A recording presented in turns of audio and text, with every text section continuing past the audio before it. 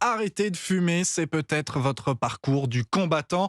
C'est en tout cas celui de 12 millions de fumeurs quotidiens en France, des chiffres stables qui ne baissent pas selon les autorités sanitaires. 60% d'entre eux aimeraient dire non à la cigarette, mais entre les patchs, les pastilles, les substituts électroniques, comment faire? Réponse avec la spécialiste santé d'Europe 1, Yasmina Katou. Vous avez tenté d'arrêter de fumer en passant à la cigarette électronique uniquement, mais vous avez échoué.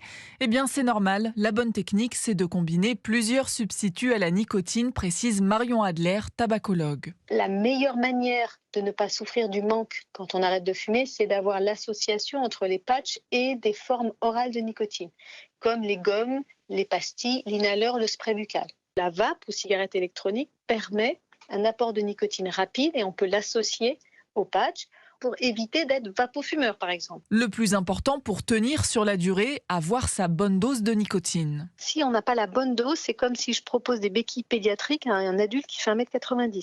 Un fumeur de 2 paquets par jour ne sera pas aidé suffisamment avec un seul patch. Il faudra qu'il mette 2 patchs, en plus des apports de nicotine rapides, qui sont les pastilles ou les gommes, voire la vapoteuse. Il n'y a pas de limite maximale pour un dosage en nicotine, assure la tabacologue.